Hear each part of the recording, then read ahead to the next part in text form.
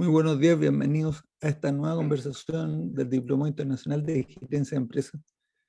En esta conversación semanal en la que pues hablamos de inquietud de las cosas que miramos a nuestro alrededor y pues, tratamos de verlas con la óptica de teoría de restricciones.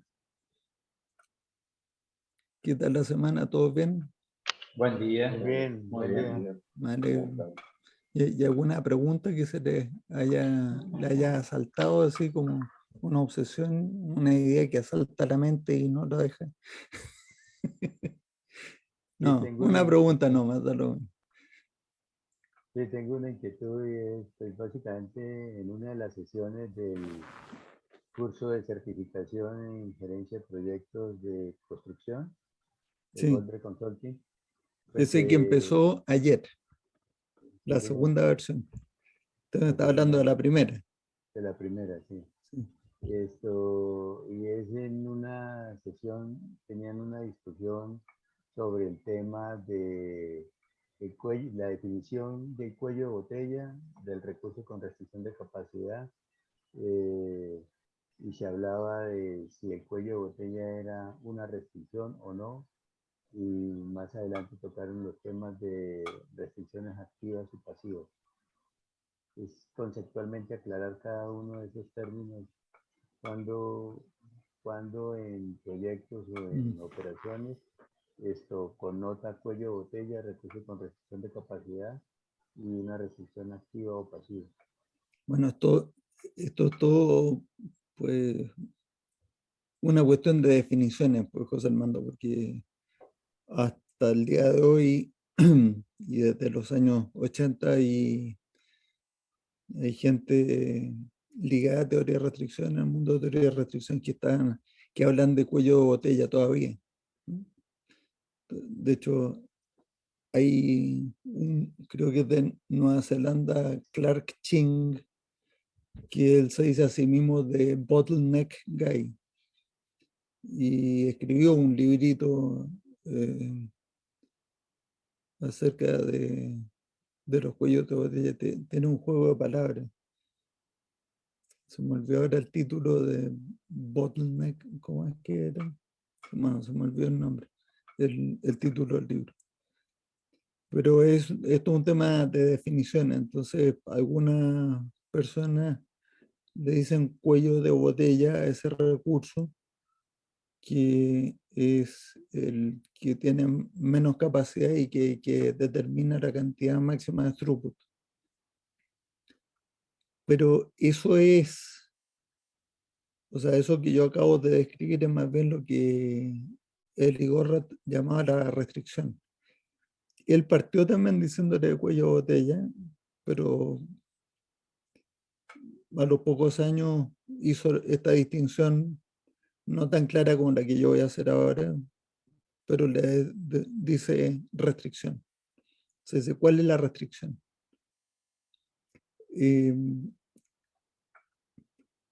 O sea, de hecho, está grabado y se puede encontrar en YouTube a Eli leyendo un prefacio al libro que no alcanzó a escribir, que era acerca de la ciencia de la gerencia. Y en ese prefacio, entonces, él decía que la atención gerencial era un cuello de botella, pero que además no solamente era un cuello de botella, sino que era la restricción de la empresa. Entonces ahí hace una distinción que no está tan clara como lo que yo entiendo como cuello de botella y restricción. Y como me está haciendo referencia a ese curso de administración de proyectos, donde esa clase la estaba dirigiendo yo, entonces pues yo supongo que la, la distinción y la definición a la que se hace referencia en ese curso es la que voy a decir yo ahora. Un cuello de botella es siempre una sorpresa, es algo, es un recurso al que uno le está pidiendo más capacidad de la que uno le suponía. En cambio, una restricción puede ser, o sea, no es que pueda ser, sino la restricción es el recurso que tiene menos capacidad en el sistema, es el que dicta el ritmo de generación de throughput. Pero que uno, ya conociéndola, pues toma control del sistema, subordina todo el sistema a explotar la restricción y no le pide a la restricción que produzca más de lo que puede producir. Por lo tanto, tiene mucho cuidado de que la restricción no se convierta en cuello de botella. Cuello de botella es una situación que lo lleva a uno a prometer cosas que no puede cumplir. Ese es el problema con la situación de cuello de botella. Entonces, en una fábrica o en un proyecto, cualquier operación en distribución, donde uno quiera, en el momento en que uno empieza a tener una acumulación anormal de WIP, de Work in Progress, se da cuenta rápidamente de que hay un recurso que uno suponía que tenía una capacidad, no sé, de 100, y de pronto pasó a tener capacidad de 20 o de 0. Eso está muy fácil. Se rompió una máquina. Durante varios días no ha producido y uno sabe desde el día 1 que se rompió. Pero hay otras situaciones donde surgen cuellos de botella y uno tiene que ir a investigar por qué. Pero cuello de botella es algo no planeado, es un recurso que uno no ha planeado que tenga esa capacidad y que tiene una capacidad menor que la restricción incluso. Y que si eso se prolonga en el tiempo, entonces puede provocar ya una situación de cuello de botella con consecuencias en cumplimiento, en reducción de throughput, porque puede ser que uno tenga un cuello de botella temporal, 2 días, 3 días, y como ese recurso habitualmente tiene holgura, no restricción, en el momento en que empieza a operar, rápidamente se recupera y mientras nuestra restricción no haya, eh, no haya tenido tiempos muertos provocados por eso, ese cuello de botella no afectó el throughput total generado. Pero hay que atacar lo más rápido posible. Y cuando uno habla de restricciones activas, lo contrario a restricción activa es restricción no activa, ¿no? Porque pasiva suena como que el recurso está detenido y no. Los recursos, todos los recursos que no son restricción, tienen que estar funcionando a su máxima productividad también. Y entendido como cuando tenga trabajo que hacer, hágalo lo más rápido posible para quedar lo antes posible desocupado. Eso es máxima productividad.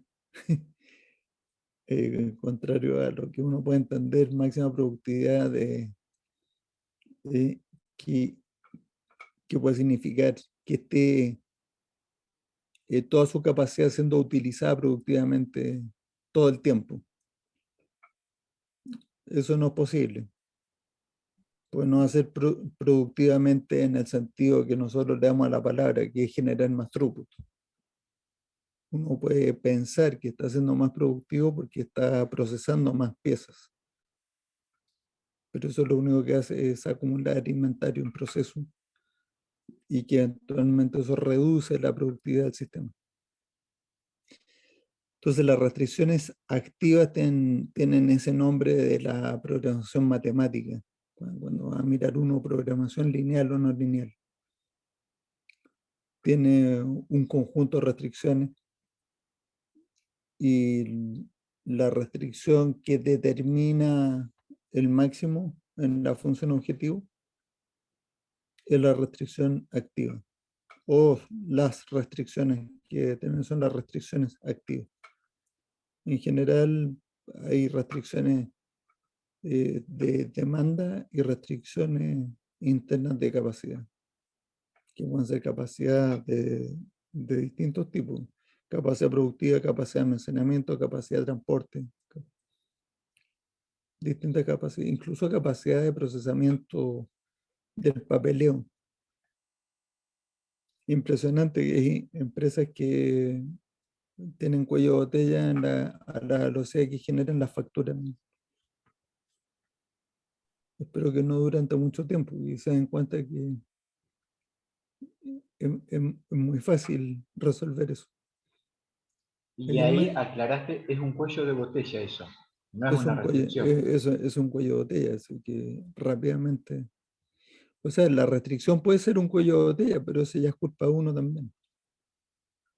Tengo dos preguntas.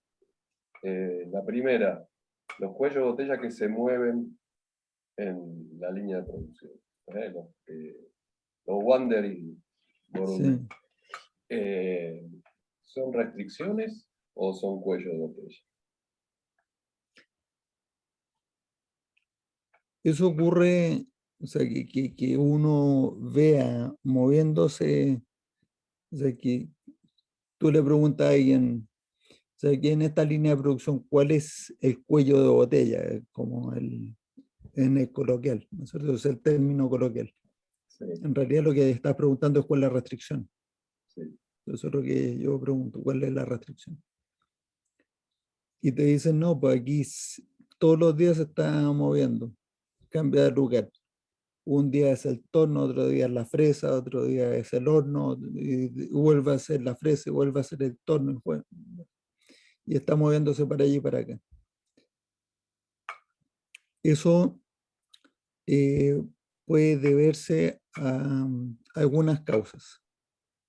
Una causa es que esté súper balanceada esa línea, muy, muy balanceada, y la forma entonces que se va moviendo el inventario allá adentro es que como están muy balanceadas las capacidades, a veces uno de los recursos está en un ciclo de más productividad que el otro, entonces pueden estar balanceadas en promedio, pero en cada instante del tiempo, cuando uno ya va a mirar a un nivel micro, los próximos 15 minutos, es imposible que estén produciendo exactamente la misma velocidad. Entonces uno va a ser más rápido que el otro y se van a acumular inventario. Cuando eso ocurre por un día o 2 días, entonces se acumulan inventario delante de uno y dice, ¿viste? Ahí hay un cuello de botella. Y al día siguiente cambia el ciclo y al otro. Esa es una causa, que esté muy balanceada la línea. Otra causa es que no haya ningún control de WIP y pasa eso que yo acabo de describir, pero ahora incluso en una línea desbalanceada, porque yo puedo provocarle a cualquier recurso la apariencia de cuello de botella. Da lo mismo la capacidad que tenga, basta con que lo alimente con 5 días o 6 días de inventario para su capacidad y ya tengo una acumulación. Es muy fácil. Y cuando ese va produciendo y soltando y no es la restricción, a los siguientes que les va llegando, entonces vamos provocándole igual una ola, un tsunami. Y va todo el rato provocando eh, la apariencia de que hay cuellos de botella eh, en cada momento del tiempo, pero cambiante. Esa es la segunda, que tiene mucha relación con la primera. La tercera causa puede ser también por las políticas de lotes de transferencia. O sea, si uno tiene política, yo conocí una fábrica de tornillería donde sus políticas para transferir el trabajo en proceso de una máquina a la otra es que tienen que medir cuánto material van a transferir y eso se hace por peso. Es increíble, la precisión es, o sea, uno pesa y te equivoca en casi nada, en un tornillo, en dos tornillos, para arriba o para abajo. Si es que te equivocas, normalmente sale el número exacto con el peso. Entonces pesan y ya han hecho una buena cantidad, no se mueve eso con la mano, pues son 300 kilos, 400 kilos de material, entonces necesita transpaleta o carretilla, grúa horquilla, como la llaman, ¿no? para moverlo. Y esto lo hacían una vez al día. Entonces tú con una política de lote de transferencia de una vez al día, podías provocar cuellos de botella cambiantes. Pero en la realidad es rara la fábrica que tenga las capacidades súper balanceadas. Y entonces las otras dos razones son las que provocan esa sensación de cuello de botella errante o cambiante. En el momento en que tú empiezas a controlar el whip, ya no se te mueve. Entonces, además, mucho más fácil de identificar cuáles son cuellos de botella, porque eso sí son sorpresas, son cosas que se pueden resolver, tienen solución. Bien. La segunda pregunta era, en la simulación que hacemos con la cadena, ¿no? La cadena física, Sí, ¿qué lo llamamos? ¿Es un cuello de botella o es una restricción, el eslabón más débil? el eslabón más débil. Lo que El pasa es eslabón más débil, y en realidad ahí lo que decimos normalmente es que el eslabón más débil está siempre trabajando a su máxima capacidad, sí. porque si no, no podríamos, y ahí no tendríamos un CCR, ¿o sí? Sí, Es un cuello de ahí botella. tenemos, no, pues ahí tenemos el CCR, porque sería cuello de botella si tú lo cargas a la cadena, siguiendo la analogía, con una fuerza mayor a la resistencia del eslabón más débil. Entonces se rompe la cadena. Ahí tiene un cuello de botella. Incumplió la promesa. La promesa de que iba a resistir tantos kilos y no lo resistió. Todas las analogías son imperfectas, siempre, Sí. o sea, no es, porque en una cadena uno no ve throughput, no hay flujo, no van circulando cosas. Pero es una muy buena analogía para mostrar la interdependencia. Y podríamos decir que el throughput es un vector desde el punto de vista físico. Uy, no, no, si Mm. mire, uno le puede poner, puede ser un tensor incluso, Sí, exactamente, es variable. porque tiene no solamente dos magnitudes, puede tener una tercera también. Ujú. Pero, Pero normalmente se habla de la pero tú tasa, ¿no es dices estas cierto? cosas y te lo entiende y quien entiende lo que son tensores. Sí. De hecho, Pancho ya se aburrió con eso, ¿viste? Se fue. No, son esas analogías que uno piensa, ahora sí me lo van a entender. Y claro, como tú tienes muy claro, yo no lo tengo tan claro, yo lo tengo más o menos. No, pero Pero como habla de la velocidad con que se genera dinero, sí, cuando estás hablando de velocidad, estás hablando de eso, de un un vector. vector tiene dos características, tiene una magnitud y tiene una dirección. Sí. Entonces, efectivamente yo creo que es un vector, pero no solamente es eso, porque la magnitud no es una magnitud absoluta, sino que también tiene que estar en relación con la de otros productos que tú puedes tener. No sé cómo representarlo, Pero, pero no importa. ¿por qué es una ¿Cuál tasa?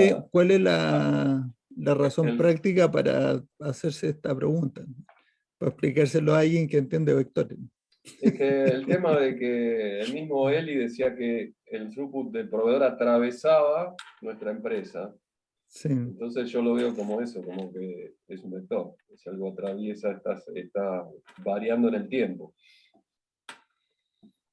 Al Bueno, hablar de la tasa y tenés el tiempo siempre asociado. El throughput es pero mira, a mí se me ocurrió alguna vez dar una explicación con una cosa que yo dije, aquí va a quedar absolutamente claro hablando de cambio de paradigma. Y entonces yo supuse, en ese momento suponía, que todo el mundo estaba muy, muy familiarizado con la explicación convencional de cómo vuelan los aviones, de qué es lo que explica la sustentación en el aire de los aviones. ¿Ustedes saben cuál es la explicación? ¿No? ¿Sí? ¿Alguien me Sí, quiere es decir cuál es la explicación? la diferencia de velocidad que hay entre, digamos, la parte de abajo de ala y la parte de arriba, genera una presión hacia arriba y por eso sustenta. Ese sería, digamos, el efecto de las velocidades de los flujos, de la diferencia de velocidad de flujo. ¿Y alguien más se acuerda? Porque eso que acaba de decir Daniel es más o menos, y créame que yo soy el druida de la tribu y esa es la fórmula, porque hay, eso que me acabas de decir en el fondo es diciendo, porque este señor italiano que se llama Bernoulli, Bernoulli, claro, es ¿sí? el teorema de Bernoulli. descubrió esta relación constante de las presiones, y tuvo que llamar presión estática, presión dinámica. Entonces, tiene que ser constante, entonces en el momento en que el aire está circulando más rápido, su presión estática es menor. Entonces, como la presión estática de abajo es mayor, la diferencia de presiones hace que haya una presión en toda el ala sustentando el ala. Esa es la explicación según Bernoulli. Pero yo, pensando que eso era una cosa, uno aprendía en el colegio, yo lo aprendí en el colegio. A todo esto, anécdota, cuando me lo enseñaron en el colegio, yo me quedé pensando y dije, "Mm". Levanto la mano y le digo, entonces a ver si entendí bien. Es por la forma del ala, que es curva arriba y plana abajo. Sí, me dice. Entonces cuando ataca el aire, como va más rápido arriba que abajo, entonces hay una presión estática que sujeta el ala. Sí, pero yo he visto aviones volando invertidos. Entonces me dices, sí, bueno, pero ahí di vuelta el ala, o sea que si eso que me acaba de explicar es verdad, además de la gravedad, el aire empuja el ala para abajo, o sea, se va como piedra. ¿Sabes? Pero eso no es lo que yo he visto, yo he visto que los aviones vuelan invertidos. Así que su explicación no es completa o no es. Me echaron para afuera de la sala, no sé por qué. No, no, me echaron para afuera, era un buen profesor. Me dijo, qué buena observación. Y empezaron a dar mil explicaciones. ¿Eh? Entonces uno decía, es que tiene curva arriba y abajo. Entonces dije, entonces tampoco es la explicación. Dije yo, "Bueno, pero No. si la explicación era que es curva arriba y plana abajo, entonces ahora no me vengan a meter una curva abajo y decirme que por eso vuela. No, no puede ser. Bueno, andábamos navegando en la mitad del mar, alejados varias millas de la costa, en un grupo de amigos, y uno de ellos, aviador, mirando la vela, dice, entonces esto es la vela, porque íbamos a vela. Entonces la vela impulsa por este efecto de Bernoulli, ¿cierto? Y yo le dije, sí, igualito que el ala del avión. Me miró y me dijo, tú sabes que esa es la explicación que todo el mundo acepta, pero está incorrecta. Esto me interesó, le dije, a ver, por favor, expláyese. Y me explicó y me mandó además a leer. Y yo tengo el paper de un tipo, no sé si es de la NASA, no sé dónde, que explica. Es pura mentira. O sea, vamos a partir de la base que es verdad. Diseñemos el ala de un Boeing con esa fórmula. Y lo que pasa ahí es que la forma del ala es como una ballena. O sea, para que la fórmula de Bernoulli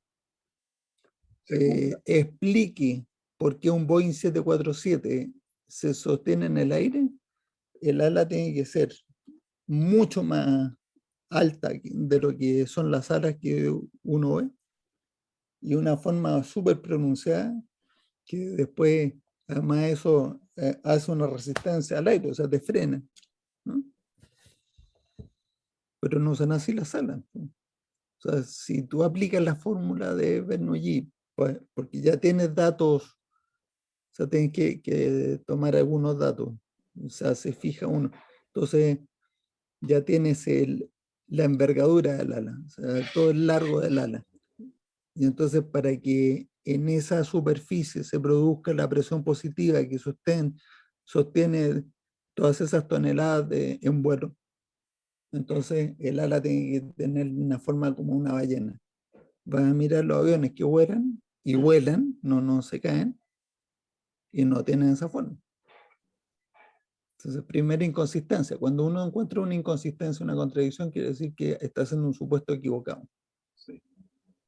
Entonces, bueno, sí que yo les cuento el final de toda esta historia del ala, si quieren, pero les empecé a explicar esto porque yo pensaba, "Jota, yo con este ejemplo la voy a romper, porque todo el mundo va a entender lo que es un cambio de paradigma y todo". Perdón, es El muy primero complejo contar cómo se sostiene el avión, porque en algún momento me vas a tener que decir. Ahora yo también sí, estudié física muy, en muy algún, básica, pero también aprendí eso. en algún momento del año te voy a contar.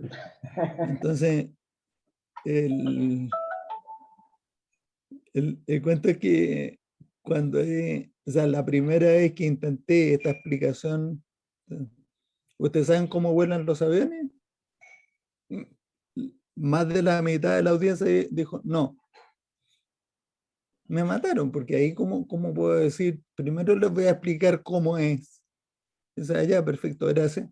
Y después les voy a explicar por qué esa explicación está mal. Eso, porque no me explicas bien desde el principio, ¿cierto? Entonces, no sirve para, no sirve. Entonces, ahora te cuento cómo es. La explicación es que este ingeniero que tiene este paper, lo que explica es algo debe haber de influencia con esto de Bernoulli, evidentemente eso sí se cumple, pero ese no es el plato fuerte de la sustentación. El plato fuerte de la sustentación es un efecto de acción y reacción. Cuando el ala ataca al aire, se convierte en una bomba de aire que empuja aire hacia abajo. O sea, le cambia la dirección bruscamente a una gran masa de aire que va, la recibe aquí y la empuja hacia abajo. Y al empujar esta masa de aire, no es un tema de presiones, es un tema de acción y reacción. O sea, si tú tienes una bola de boliche de estas pesadas en las manos y la tiras con todas tus fuerzas hacia adelante, tú vas a tener un impulso hacia atrás. A menos que ponga un pie atrás, te caes para atrás. Es por acción y reacción. Entonces, el, el factor fundamental de la sustentación es por ángulo de ataque. Y por lo mismo se puede producir además otros efectos hidráulicos. Si produce cavitación, te puede ir. Es lo que le llaman, es que no me acuerdo, bueno, se llama pérdida de sustentación, pero en inglés le dicen stall, cuando se estolea, le dicen se estolea en español. Pero o sea, si estás interesado, yo tengo por ahí el paper que explica todo esto. Es entretenido. Pero es entretenido además porque hasta el día de hoy, en los colegios, supongo, los profesores de física siguen explicando y entonces los aviones vuelan por este efecto de Bernoulli. Y no es verdad. No es verdad. Tú tratas de diseñar un ala con la fórmula que te explican en el colegio y ese avión se cae con toda seguridad. Pues no tienes cómo darle un ángulo de ataque para que vuele, porque queda demasiado es muy redondo, digamos. La sección queda muy redonda. Bueno, fue cuando me dijiste, esto es un vector, dije, ya, pero esa explicación, ¿quién la va a entender? Yo tengo dificultad. Y no No, estoy el seguro tema, a lo si es que, un vector o si es algo más. pero ¿cómo relacionamos? O sea, para mí la relación, ahí por eso uso o trato de ver el tema del vector, porque veo mucha relación entre el flujo y el throughput. Si mejora el flujo, No, mejora el absolutamente, throughput. absolutamente. Y Pero ahí, ahí, ¿qué tenemos? O sea, ¿cómo podemos comparar los dos? El flujo no, pero sería un vector. acuérdate,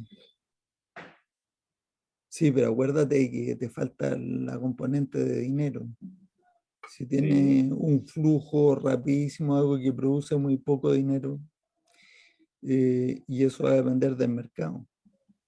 Porque ahí sí, le cambia el precio de 10% para arriba o para abajo y te cambia directamente ujú.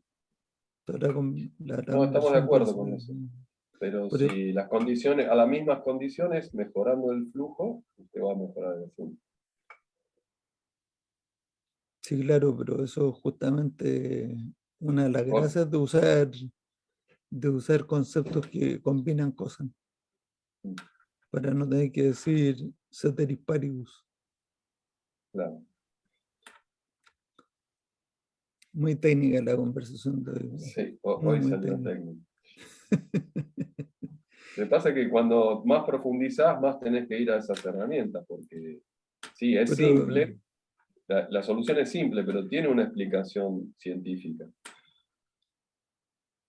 sí, siempre.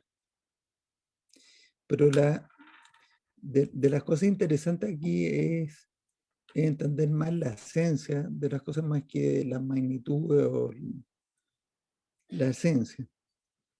En todo este tema de no sé, que los cuellos de botella que se mueven para allá y para acá, todo depende además de la forma en que uno administra la línea de producción. Si tú la administras de una manera, vas a tener cuellos de botella. Si la administras de otra, no tienes los cuellos de botella. Y entender que en un sistema tener las capacidades balanceadas te produce eso que tú dijiste hace un rato, Dani. Produce una inestabilidad fantástica, porque desde el momento en que entendemos que el throughput en una organización se produce por la interacción de seres humanos tomando decisiones, micro decisiones, cada uno en su puesto de trabajo, para que esas micro decisiones estén todas alineadas como los remeros, vamos a hacer analogía. ¿Han visto esas carreras de remo donde van, no sé, 12 o 15, 20 remos, no sé cuánto van? La verdad es que no soy fanático de eso, así que no sé, pero son varios. Si no reman todos al mismo tiempo, el caos es fantástico, no se mueve, ese bote no se mueve, porque chocan los remos unos con otros. No pueden meterlo al agua, no pueden lograr el empuje, nada. Pues.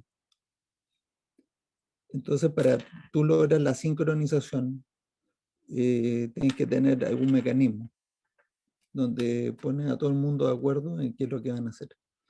Y el mecanismo es, sabiendo cuál es la restricción activa, entonces vamos a subordinar todo el sistema a que la restricción activa esté explotada al máximo.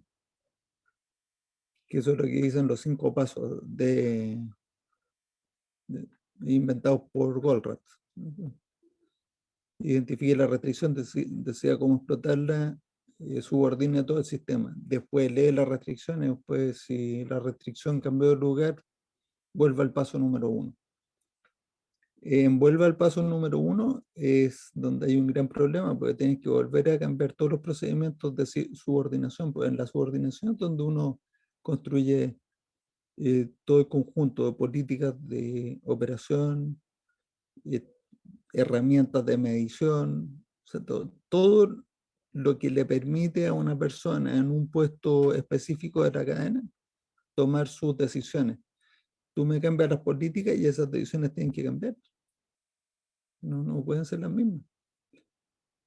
Por lo tanto, si tú tienes una situación donde tu restricción cambia de lugar con frecuencia, estás en muchos problemas. ¿Cómo vas a transmitirle a todo el resto de la organización cuáles son las políticas, acciones, herramientas, mediciones y todo lo que tienen que ir haciendo cada uno en su puesto de trabajo cada minuto del día para que todos alineados, como el tirar la cuerda, como el remar, todos alineados, vayan produciendo throughput sincronizadamente?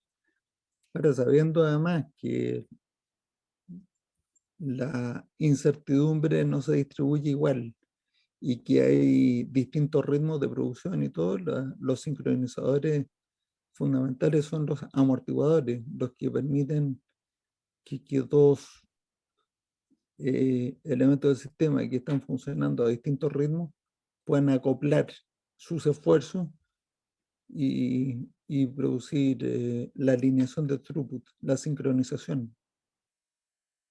Por ejemplo, la producción con distribución tienen distintos ritmos. Pues si yo a la distribución le puedo decir que despache todos los días a los puntos de venta lo que se vendió el día anterior.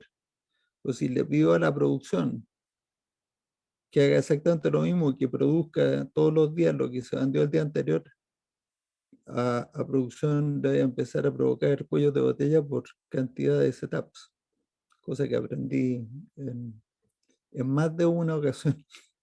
No sé si la aprendí, es decir, una vez un error, la segunda vez es que no aprendiste la primera. No estaba convencido que había pasado. Entonces, Ahí entonces surge, entre Mario. producción y distribución necesita un amortiguador y el amortiguador es el inventario que uno acumula en la fábrica. Si no puedes acumular inventario porque los productos son todos específicos, entonces el amortiguador que acopla es el plazo de entrega.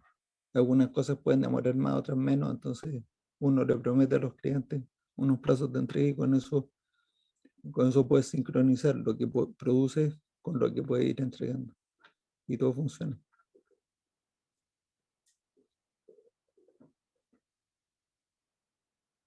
Estás diciendo algo, pero no sé si está congelado, Daniel. Ah, no, ahí está.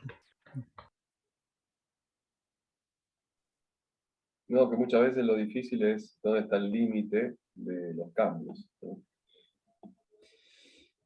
Ah, no, yo eso más bien es donde quiero tener el límite del tiempo de reposición. O sea, yo prefiero subordinar los cambios a eso más que al revés. Está bien. O sea, siempre tiene las horas extras. Nunca es tan matemática la diferencia. La capacidad uno no la puede comprar en fracciones pequeñas. O sea, compras capacidad en fracciones grandes. Aumentaste 50% la capacidad, al doble, al triple. Siempre está aumentar turnos. Son saltos grandes de capacidad. Entonces, parte de esa capacidad uno se la va a consumir en cambios. Bueno, y para eso también están todas esas técnicas como SMET para reducir los tiempos de cambio. Pero la diferencia que hay entre reponer semanal, quincenal o mensual es brutal. Entonces yo prefiero poner al sistema a funcionar en un ritmo, yo te diría 90 y voy a poner un número conservador, 95% de la fábrica yo apostaría que un programa semanal para cada SKU, eso no significa que haga un programa un día en la semana, ¿no? Esto significa que todos los SKUs que yo produzco, digamos que son 100, por decir un número fácil de dividir por 5, los divido en 5 grupos de 20 SKUs. Entonces tengo los 20 del lunes, los 20 del martes, los 20 del miércoles, 20 del jueves, 20 del viernes. Entonces cuando llega el lunes yo hago el programa de producción para los 20 que tocan ese día. Y el próximo lunes tocan los mismos 20. Eso significa que tengo una frecuencia semanal de programación de la producción. Pero todos los días estoy haciendo un programa de producción. Y con eso a mí me dio bien con la mayoría de las empresas, incluso en la Vidrus, que los cambios en esa línea son complejos. Pueden demorar hasta 6 horas, 7 horas, cada cambio.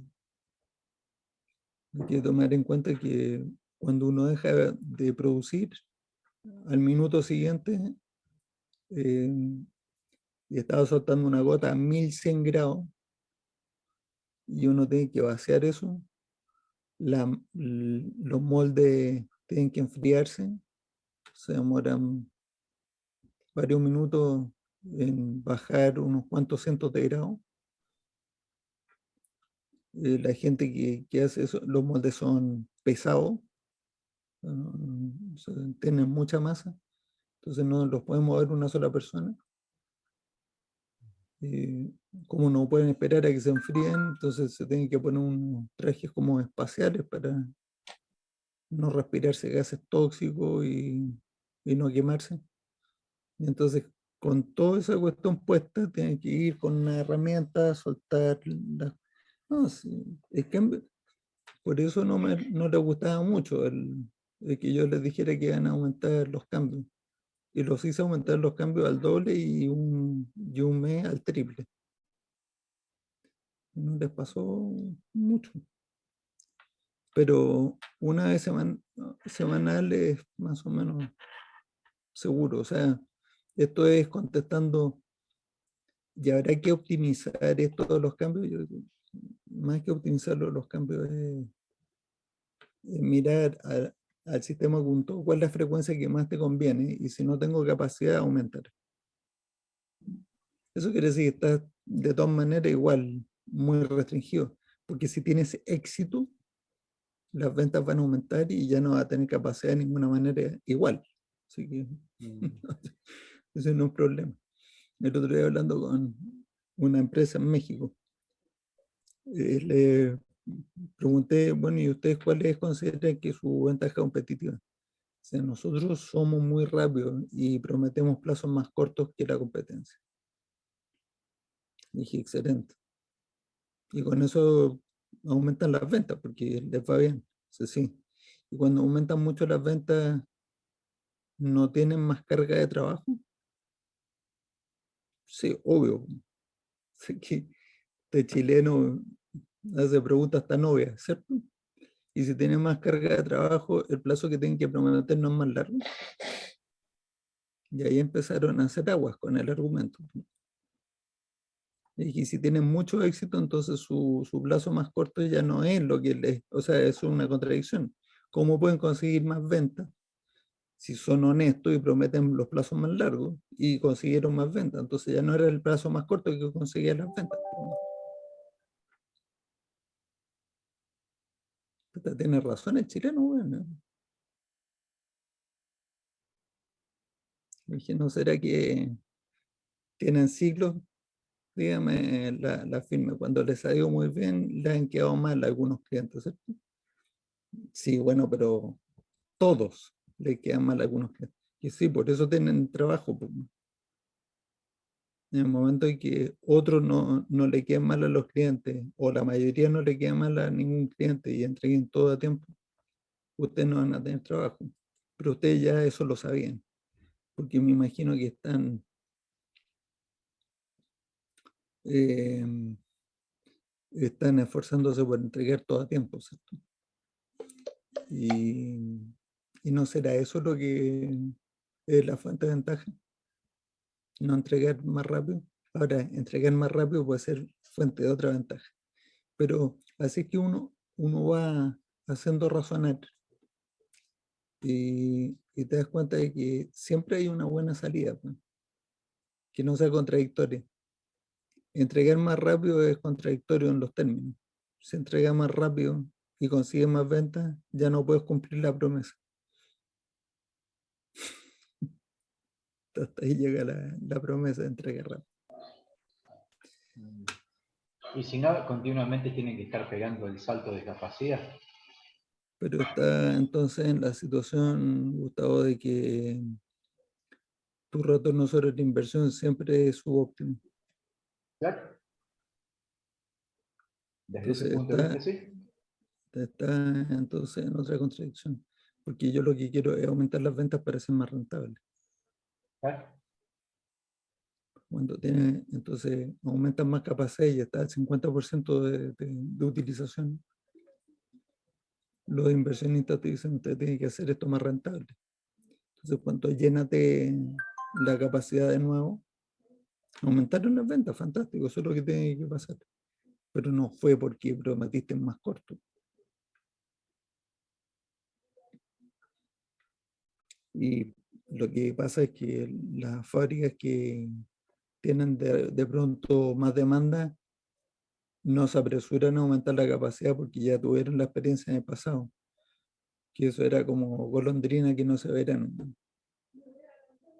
Dice, no, pues que nos aumentaron las ventas un 30% del mes pasado, aumentemos la capacidad. Aumentan la capacidad, meten inversiones y después bajan las ventas. Eso. Y donde, y ahora qué hacemos con todas las inversiones y gastos que hemos metido aquí. O sea que hay que entender bien el sistema. Bueno, muchísimas gracias. Fue una amena charla. El doctor Arévalo me acaba de decir que no va a poder asistir a la reunión de las 10 con nosotros. Estamos justo ahora a tiempo de empezar. Exacto. Así que estuvo muy buena la decisión de ir para adelante con nuestra reunión igual. Ok. Y nos vemos el próximo jueves. Muchas gracias.